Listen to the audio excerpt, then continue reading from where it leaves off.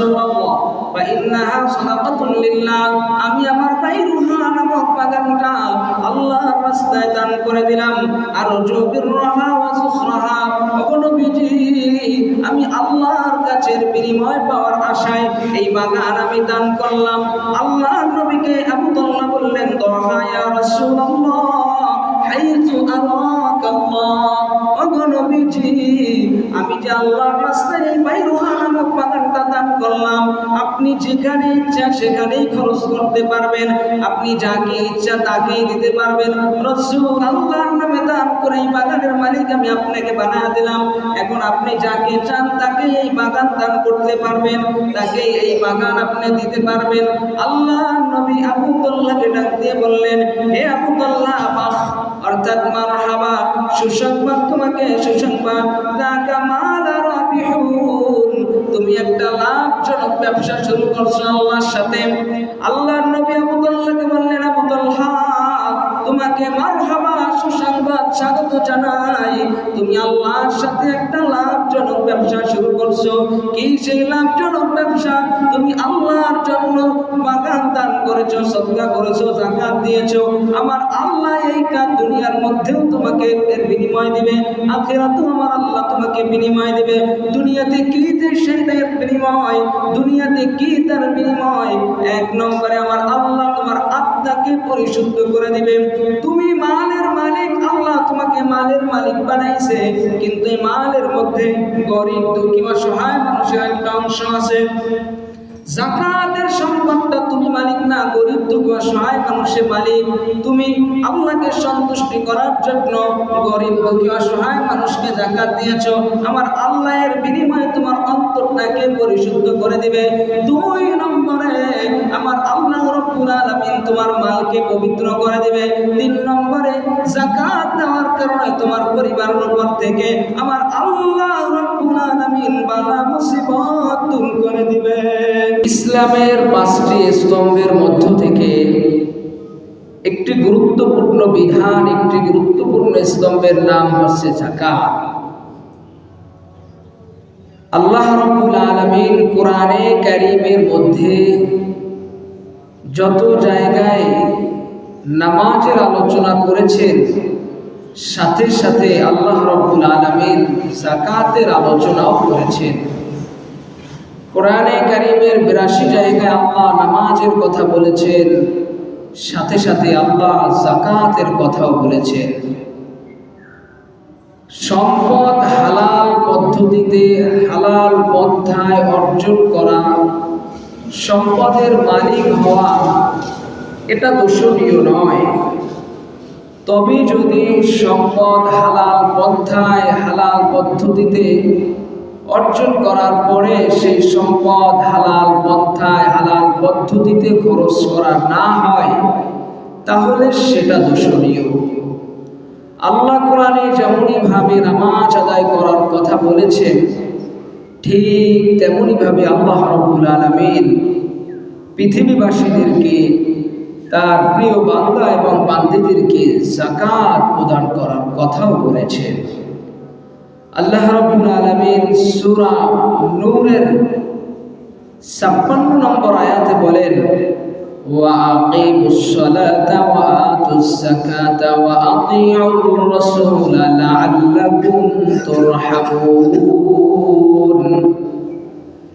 আল্লাহ রাব্বুল আলামিন বললেন, আকিমুস সালাহ, নামাজ তোমরা প্রতিষ্ঠা করো, নামাজ আদায় করো, ওয়া আতুজ যাকাত, সাথে সাথে আল্লাহ বললেন তোমরা যাকাত প্রদান করো।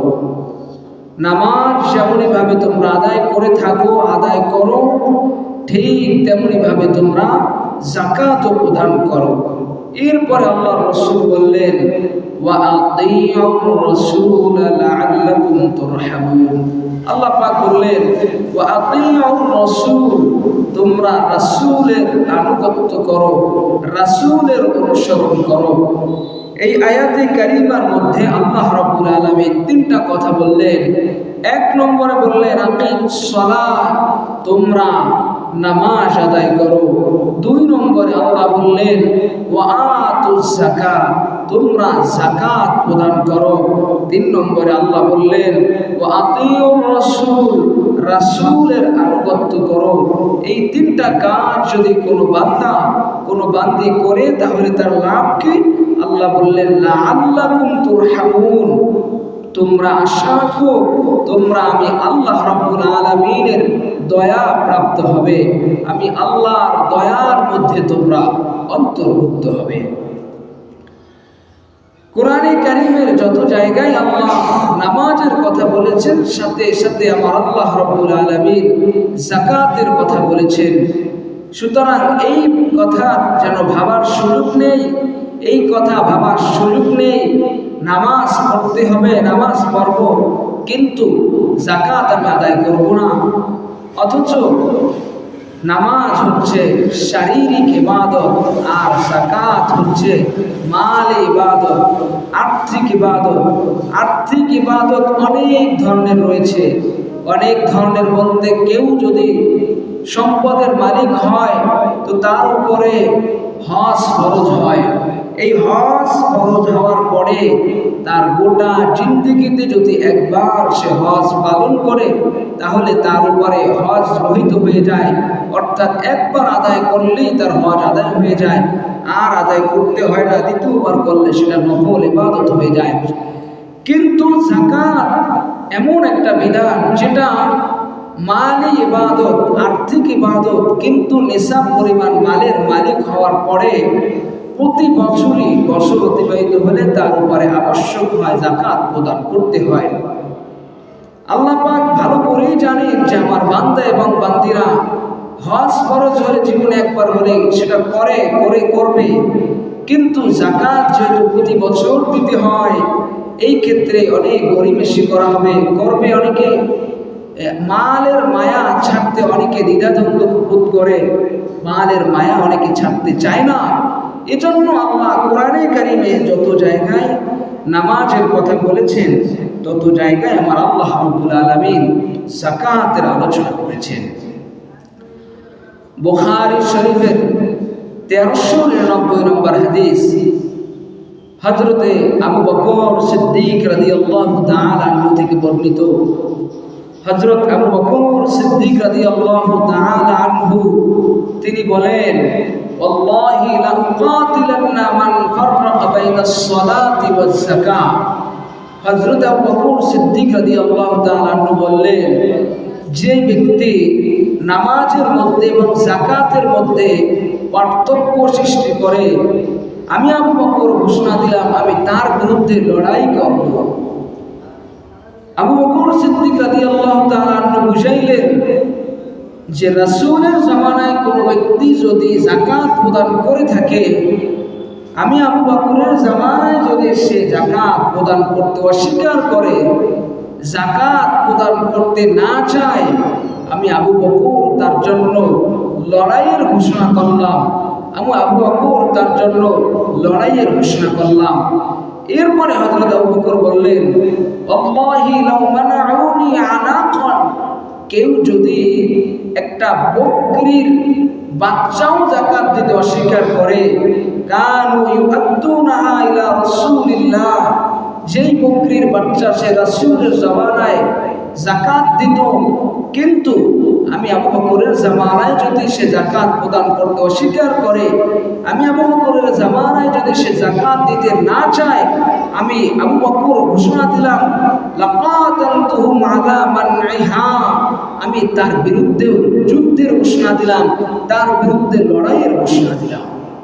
আবু বকর সিদ্দিক রাদিয়াল্লাহু তাআলা বুঝাইলেন যে রাসূলের জামানায় কোন ব্যক্তি যাকাত দিয়েছে কিন্তু রাসূল দুনিয়াতে নাই, আমি আবু বকরের জামানায় যদি কেউ যাকাত দিতে অস্বীকার করে, আমি আবু বকর তার জন্য লড়াইয়ের ঘোষণা করলাম।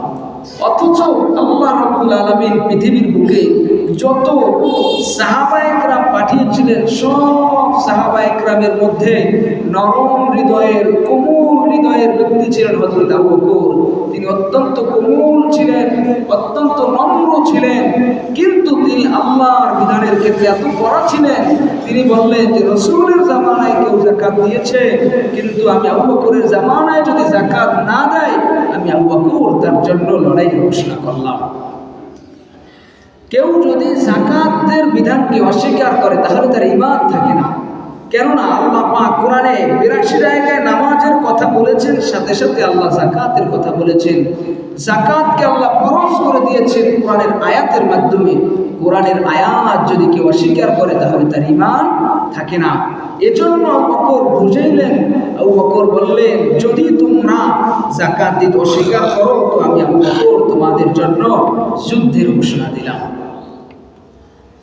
সূরা আল ইমরানের ৯২ নম্বর আয়াতের মধ্যে আমার আল্লাহ রাব্বুল আলামিন বলেন, লান তানালুল বিররা হাত্তা তুনফিকু মিম্মা তুহিব্বুন ওয়া মা তুনফিকু মিন শাইইন ফাইন্নাল্লাহা বিহি আলীম। আল্লাহ রাব্বুল আলামিন বলেন, লান তানালুল বিররা হাত্তা তুনফিকু মিম্মা তুহিব্বুন। তোমাদের মধ্যে কোনো ব্যক্তি ততক্ষণ পর্যন্ত নেক কামাই করতে পারবে না যতক্ষণ না পর্যন্ত সে তার সবচাইতে প্রিয় বস্তু আল্লাহর রাস্তায় খরচ না করবে। যতক্ষণ না পর্যন্ত কোনো ব্যক্তি তার সবচাইতে প্রিয় বস্তু আল্লাহর রাস্তায় দান না করবে ততক্ষণ পর্যন্ত সে নেক কামাই করতে পারবে না। ওমা তুনফিকু মিন শাইইন ফাইন্নাল্লাহা বিহি আলীম। আল্লাহ তাআলা বললেন, ওমা তুনফিকু মিন শাইইন, তোমরা আমি আল্লাহর রাস্তায় যা খরচ করো, তোমরা আমি আল্লাহর রাস্তায় যা দান করো, ফাইন্নাল্লাহা বিহি আলীম, আমি আল্লাহ রাব্বুল আলামিন সেই সম্পর্কে পূর্ণ অবগত রয়েছি, পরিপূর্ণ জ্ঞাত রয়েছি। এই আয়াত নাযিল হওয়ার পরে আবু তালহা রাদিয়াল্লাহু তাআলা রাসূলের দরবারে চলে আসলেন। আয়াত নাযিল হওয়ার পরে আবু তালহা রাসূলের কাছে চলে আসলেন। আবু তালহা সম্পর্কে হযরত আনাস রাদিয়াল্লাহু তাআলা বলেন, কানা আবু তালহা আকসারুল আনসার বিল মাদিনাতি মালাম মিন নাখলিন। হযরত আনাস রাদিয়াল্লাহু তাআলা আবু তালহা রাদিয়াল্লাহু তাআলা সম্পর্কে বলেন, আবু তালহা রাদিয়াল্লাহু তাআলা অত্যন্ত ধনাঢ্যবান একজন সাহাবী ছিলেন। মদিনাতে তার অনেক সম্পদ ছিল, তার অনেকগুলো বাগান ছিল মদিনার মধ্যে। ওয়া কানা হাব্বা আমওয়ালিহি ইলাইহি বাইরুহা, তার বাগানগুলোর মধ্য থেকে একটা বাগান ছিল নাম তার বাইরুহা। এই বাইরুহা বাগানটা তার এত বেশি পছন্দনীয় ছিল যে আল্লাহ তাআলা তাকে যত বেশি সম্পদ দিয়েছিলেন, যতগুলো সম্পদ দিয়েছিলেন, যতগুলো বাগান আমার আল্লাহ রাব্বুল আলামিন আবু তালহাকে দান করেছিলেন, সব বাগানের মধ্যে একটা বাগান নাম তার বাইরুহা। এই বাইরুহা বাগানটা আবু তালহার কাছে অত্যন্ত পছন্দনীয় ছিল। কানাত মুস্তাকবিলাল মসজিদা, এই বাইরুহা বাগানটা ছিল মসজিদে নববীর সামনাসামনি, অর্থাৎ মসজিদে নববীর সোজাসুজি এই বাইরুহা বাগানটা ছিল। আল্লাহর রাসূল সাল্লাল্লাহু আলাইহি ওয়াসাল্লামের মসজিদের সোজাসুজি এই বাইরুহা বাগানটা ছিল। কানা রাসূলুল্লাহি সাল্লাল্লাহু আলাইহি ওয়াসাল্লাম ইয়াদখুলুহা, আল্লাহর নবী মুহাম্মদ সাল্লাল্লাহু আলাইহি ওয়াসাল্লাম মসজিদে নববী থেকে বের হয়ে ওই বাইরুহা বাগানের মধ্যে প্রায় প্রবেশ করতেন। রাসূল নামাজ শেষ করার পরে মাঝে মধ্যে বাইরুহা বাগানের মধ্যে যাইতেন, হাঁটা চলা করতেন। ওয়া কানা ইয়াশরাবু মিন মাইন ফিহা তাইয়িবুন, সেই বাইরুহা বাগানের মধ্যে একটা ঝর্ণা ছিল, যেই ঝর্ণা দিয়ে অত্যন্ত মিষ্টি এবং সুমিষ্ট পানি প্রবাহিত হতো। বাগানের মধ্যে একটা ঝর্ণার ফোয়ারা ছিল, একটা ঝর্ণা ছিল। রাসূল নামাজ শেষ করার পরে ওই বাইরুহা বাগানের মধ্যে প্রবেশ করতেন আর সেই ঝর্ণা দিয়ে আল্লাহর রাসূল সাল্লাল্লাহু আলাইহি ওয়াসাল্লাম পানি পান করতেন। আল্লাহর নবী মুহাম্মদ সাল্লাল্লাহু আলাইহি ওয়াসাল্লাম ওই বাইরুহা বাগান দিয়ে, ওই বাইরুহা বাগানের ঝর্ণা দিয়ে পানি পান করতেন। লান তানালুল বিররা হাত্তা তুনফিকু মিম্মা তুহিব্বুন ওয়া মা তুনফিকু মিন শাইইন ফাইন্নাল্লাহা বিহি আলীম।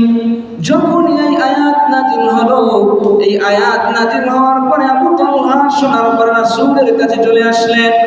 আসার পরে বললেন, ইয়া রাসূলুল্লাহ, ইয়া হাবিবাল্লাহ, ইন্নাল্লাহা তাবারাকা ওয়া তাআলা, আমার আল্লাহ রাব্বুল আলামিন কোরআনে কারীমের মধ্যে একটা আয়াত নাযিল করেছেন, লান তানালুল বিররা হাত্তা তুনফিকু মিম্মা তুহিব্বুন। আমার আল্লাহ বলেছেন, তোমাদের মধ্যে ততক্ষণ না পর্যন্ত কোনো ব্যক্তি নেক অর্জন করতে না পারে যতক্ষণ না পর্যন্ত সে তার প্রিয় বস্তুটা আল্লাহর রাস্তায় খরচ না করে। এই আয়াত আল্লাহর নবীকে হযরত আবু তালহা রাদিয়াল্লাহু তাআলা আনহু শুনালেন। শোনানোর পরে আল্লাহর রাসূলকে বললেন, ও রাসূল, ইয়া রাসূলুল্লাহ, ইয়া হাবিবাল্লাহ, আমাকে আল্লাহ রাব্বুল আলামিন অনেক সম্পদ দিয়েছেন, অনেকগুলো বাগান দিয়েছেন। সব বাগানের মধ্যে একটা বাগান আমার কাছে সবচেয়ে বেশি প্রিয়। সেই বাগানটার নাম হচ্ছে বাইরুহা। ও নবীজি, ওয়া ইন্নাহা সাদাকাতুন লিল্লাহ, আমি আল্লাহর নামে, আমি আল্লাহর জন্য আমার প্রিয় বাগানটা সাদকা করে দিলাম। বলেন সুবহানাল্লাহ। সুবহানাল্লাহ। আয়াত নাজিল হওয়ার পরে আয়াতে আল্লাহ বললেন, তোমরা নেক অর্জন তখন করতে পারবা যখন তোমরা তোমাদের প্রিয় বস্তু আল্লাহর রাস্তায় খরচ করবা। সাহাবী আবু তালহা এই কথা শুনে রাসূলকে যা বললেন, ইয়া রাসূলুল্লাহ, আমার সব সম্পদের মধ্যে প্রিয় হচ্ছে বাইরুহা নামক বাগান। যেই বাগানে আপনি প্রবেশ করেন, যেই বাগানের থেকে আপনি মাঝে মধ্যে ঝর্ণা থেকে পানি পান করেন, ফল গ্রহণ করেন, ইয়া রাসূলুল্লাহ, এই বাগানটা আমি আল্লাহর জন্য সদকা করে দিলাম। বলেন সুবহানাল্লাহ। আমাদের উচিত আল্লাহর রাস্তায় যখন দান করার সুযোগ আসে, আল্লাহর রাস্তায় যখন সদকা করার সময় আসে, তো সবচেয়ে প্রিয় বস্তুটা আল্লাহর রাস্তায় খরচ করা। আর দানের মধ্যে, সদকার মধ্যে সবচেয়ে দামি এবং গুরুত্বপূর্ণ আল্লাহর কাছে প্রিয় দান হচ্ছে যাকাত। কারণ এই যাকাতের কথা আমার আল্লাহ কোরআনে বারবার বলেছেন। আবু তালহা রাদিয়াল্লাহু তাআলা আনহু রাসূলুল্লাহকে বললেন, ইয়া রাসূলুল্লাহ, ওয়া ইন্নাহা সাদাকাতুন লিল্লাহ, আমি আমার বাইরুহা নামক বাগানটা আল্লাহর রাস্তায় দান করে দিলাম। আর জুবিররাহা ওয়া সুখরাহা, ও নবীজি, আমি আল্লাহর কাছে বিনিময় পাওয়ার আশায় এই বাগান আমি দান করলাম। আল্লাহর নবীকে আবু তালহা বললেন, দহা ইয়া রাসূলুল্লাহ, হাইতু আরাকাল্লাহ, ও নবীজি, আমি যে আল্লাহর রাস্তায় এই বাইরুহা নামক বাগানটা দান করলাম, আপনি যেখানে ইচ্ছা সেখানেই খরচ করতে পারবেন, আপনি যাকে ইচ্ছা তাকেই দিতে পারবেন। রাসূল আল্লাহর নামে দান করে এই বাগানের মালিক আমি আপনাকে বানায়া দিলাম। এখন আপনি যাকে চান তাকে এই বাগান দান করতে পারবেন, তাকে এই বাগান আপনি দিতে পারবেন। আল্লাহর নবী আবু তালহাকে ডাক দিয়ে বললেন, হে আবু তালহা, অর্থাৎ মারহাবা, সুসংবাদ তোমাকে, সুসংবাদ, যাকা মালা রাবিহুন, তুমি একটা লাভজনক ব্যবসা শুরু করছো আল্লাহর সাথে। আল্লাহর নবী আবু তালহাকে বললেন, আবু তালহা, তোমাকে মারহাবা, সুসংবাদ, স্বাগত জানাই, তুমি আল্লাহর সাথে একটা লাভজনক ব্যবসা শুরু করছো। কি সেই লাভজনক ব্যবসা? তুমি আল্লাহর জন্য বাগান দান করেছো, সদকা করেছো, যাকাত দিয়েছো। আমার আল্লাহ এই কাজ দুনিয়ার মধ্যেও তোমাকে এর বিনিময় দিবে, আখিরাতেও আমার আল্লাহ তোমাকে বিনিময় দিবে। দুনিয়াতে কি সেই তার বিনিময়? দুনিয়াতে কি তার বিনিময়? এক নম্বরে আমার আল্লাহ তোমার আত্মাকে পরিশুদ্ধ করে দিবে। তুমি মালের মালিক, আল্লাহ তোমাকে মালের মালিক বানাইছে, কিন্তু এই মালের মধ্যে গরিব, দুঃখী, অসহায় মানুষের একটা অংশ আছে। যাকাতের সম্পদটা তুমি মালিক না, গরিব, দুঃখী, অসহায় মানুষের মালিক। তুমি আল্লাহকে সন্তুষ্টি করার জন্য গরিব, দুঃখী, অসহায় মানুষকে যাকাত দিয়েছো। আমার আল্লাহের বিনিময়ে তোমার অন্তরটাকে পরিশুদ্ধ করে দিবে। দুই নম্বরে আমার আল্লাহ রাব্বুল আলামিন তোমার মালকে পবিত্র করে দিবে। তিন নম্বরে যাকাত দেওয়ার কারণে তোমার পরিবারের উপর থেকে আমার আল্লাহ রাব্বুল আলামিন বালা মুসিবত দূর করে দিবে। যাকাত দিলে অন্তর পরিষ্কার হয়, যাকাত দিলে মাল পবিত্র হয়। যাকাত দিলে বিপদ আপদ থেকে পরিবারকে, আত্মীয় স্বজনকে আমার আল্লাহ বাঁচায় দেয়। আল্লাহ নবী বললেন, আবু তালহা, তুমি আমাকে যাকাতের এই সম্পদটা দিনা, তুমি এই সদকাটা আমাকে করলা, অর্থাৎ আল্লাহর রাস্তায় খরচ করার অনুমতি দিনা। তবে আবু তালহা, তুমি শুনে রাখো, ও আবু তালহা, তোমার আত্মীয় স্বজনদের মধ্যে কেউ গরিব মানুষ আছে নাকি? তোমার চাচাতো ভাইদের মধ্যে কেউ গরিব আছে নাকি? আবু তালহা বললেন, জি হ্যাঁ ইয়া রাসূলুল্লাহ, আমার চাচাতো ভাইদের মধ্যে অনেক গরিব ব্যক্তি আছে, আমার আত্মীয় স্বজনদের মধ্যে অনেক গরিব ব্যক্তি আছে। আল্লাহর রাসূল আবু তালহাকে বললেন, ও আবু তালহা, এই যাকাত, এই সম্পদটা, এই সদকার সম্পদ, এই বাইরুহা নামক বাগানটা তোমার আত্মীয় স্বজনদের মধ্যে বন্টন করে দাও। তোমার নিকটতম যারা দরিদ্র অসহায় রয়েছে, তোমার চাচাতো ভাইদের মধ্যে যারা দরিদ্র রয়েছে, তুমি তাদের মধ্যে বন্টন করে দাও। এই কথা শোনার পরে আবু তালহা বললেন, জি হ্যাঁ ইয়া রাসূলুল্লাহ, আমি তাই করব। আল্লাহ রাসূলের কথা মতো আবু তালহা তার সেই বাগানটা তার আত্মীয় স্বজন দরিদ্র অসহায় মানুষের মধ্যে বন্টন করে দিলেন। বলেন সুবহানাল্লাহ। রমাদান মাসে রোজা রাখার পরে একটু কথা বলতে তো সবারই কষ্ট হয়, কিন্তু একবার সুবহানাল্লাহ বললে জান্নাতের মধ্যে একটা গাছ আল্লাহ তৈরি করে দেয়, যেটা একটা দ্রুতগামী ঘোড়া যদি 500 বছর পর্যন্ত দৌড়ায়, তো ওই গাছটার এক মাথা থেকে আরেক মাথা যাইতে পারে না। হায়াতের জিন্দেগি আল্লাহ যতদিন রাখছে ততদিন পর্যন্ত এই জবানের অনেক দাম, একবার বললে অনেক সওয়াব, কিন্তু মৃত্যুর পরে, কবরে যাওয়ার পরে 1000 বার আল্লাহরে ডাকলেও ওই ডাকে আর কোনো সওয়াব হবে না। এই জন্য একটু কষ্ট করে হলেও সুবহানাল্লাহ বলবেন, আলহামদুলিল্লাহ বলবেন, এর মাধ্যমে আপনার আমার আমল নামে আমার আল্লাহ সওয়াব দান। সুবহানাল্লাহ মানে কি? আল্লাহ সবচেয়ে পবিত্র। আল্লাহ কি? সবচেয়ে পবিত্র। আপনার আমার জবান দিয়ে যদি আল্লাহর গুণগান গাই, তো এই জবান আমার আল্লাহ দাবি করে দেবে। এজন্য ভাই সবসময় জিকির তো করবই, বাকি কোরআনে কারীমের কোনো কথা শুনলে, হাদিসের কথা শুনলে, তখন আমরা কি করব? জবান থেকে সুবহানাল্লাহ, আলহামদুলিল্লাহ কথাগুলো, বাক্যগুলো বলার চেষ্টা হবে ইনশাআল্লাহ। তো আবু তালহা রাদিয়াল্লাহু তাআলা আনহু তার বাইরুহা নামক বাগানটা গিয়ে তার আত্মীয় স্বজনদের মধ্যে বন্টন করে দিলেন, যারা গরিব তাদের মধ্যে। তো এখান থেকেও ফুকাহায়ে মাসালা বের করেন, মাসালা দিয়ে বলেন যে যাকাত দেওয়ার ক্ষেত্রে আত্মীয় স্বজনদের মধ্যে যারা অতি গরিব, অতি অসহায়, তাদেরকেও তোমরা কি যাকাত প্রদান করো। আল্লাহ নবী মুহাম্মদ সাল্লাল্লাহু আলাইহি ওয়াসাল্লাম বললেন, মান আত'আমা আখাহু মিনাল খুবজি হাত্তা ইয়াশবি'আহু। আল্লাহ নবী মুহাম্মদ সাল্লাল্লাহু আলাইহি ওয়াসাল্লাম বললেন, তোমাদের কেউ যদি অপর ভাইকে একটা রুটি খাওয়ায়, একটা রুটি দান করে, ওই ক্ষুধার্ত ব্যক্তি রুটিটা খাওয়ার পরে পরিতৃপ্ত হয়ে যায়, ওয়াসাকাহু মিনাল মাই হাত্তা ইয়ারমিয়াহু, এরপরে একজন তৃষ্ণার্ত ব্যক্তিকে পানি পান করায়, আর পানি পান করার পরে ওই ব্যক্তি পরিতৃপ্ত হয়ে যায়, তার তৃষ্ণা দূর হয়ে যায়, বা'আদাহুল্লাহু মিনাত নারি সাবআ খানাদিক। আল্লাহ নবী মুহাম্মদ সাল্লাল্লাহু আলাইহি ওয়াসাল্লাম বললেন, এই সামান্য আমলটা, একজন ক্ষুধার্ত ব্যক্তিকে একটা রুটি দেওয়াটা খুব সামান্য, একজন তৃষ্ণার্ত ব্যক্তিকে একটু পানি পান করানো এটা খুবই সামান্য। রাসূল বলেন, এই সামান্য আমলটাও যদি কেউ করে, আমার আল্লাহ রাব্বুল আলামিন তার থেকে জাহান্নামকে 7 খন্দক দূরবর্তী করে দেয়। বলেন সুবহানাল্লাহ। একটা অসহায়, একজন ক্ষুধার্ত ব্যক্তিকে একটা রুটি খাওয়ালে, একজন তৃষ্ণার্ত ব্যক্তিকে এক গ্লাস পানি খাওয়ালে, তার থেকে জাহান্নাম আল্লাহ তাআলা 7 খন্দক দূরবর্তী করে দেয়। এক খন্দকের পরিমাণ কতটুকু? আল্লাহ নবী বলেন, কুল্লু খন্দকিন মাসিরাতু 700 আমিন। এক খন্দকের পরিমাণ হচ্ছে যে কোনো ব্যক্তি 700 বছর অতিক্রম করলে যতটুকু দূরবর্তী, যতটুকু দূরে যাইতে পারে, একটা খন্দক থেকে আরেকটা খন্দকের দূরবর্তী তার চাইতে বেশি। বলেন সুবহানাল্লাহ।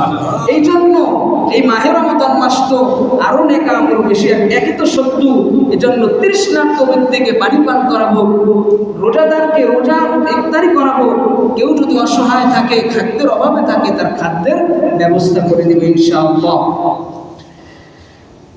যাকাত ইসলামের 5টি স্তম্ভের মধ্যে অন্যতম একটি গুরুত্বপূর্ণ স্তম্ভ। আল্লাহ কোরআনে যত জায়গায় নামাজের কথা বলে বলেছেন তত জায়গায় যাকাতের কথা বলেছেন। আল্লাহ পাক বলেন আকিমুস সালাতা ওয়া আতুজ যাকাত ওয়া মা তুকদ্দিমু লিআনফুসিকুম মিন খাইরিন তাজিদুহু ইনদাল্লাহ।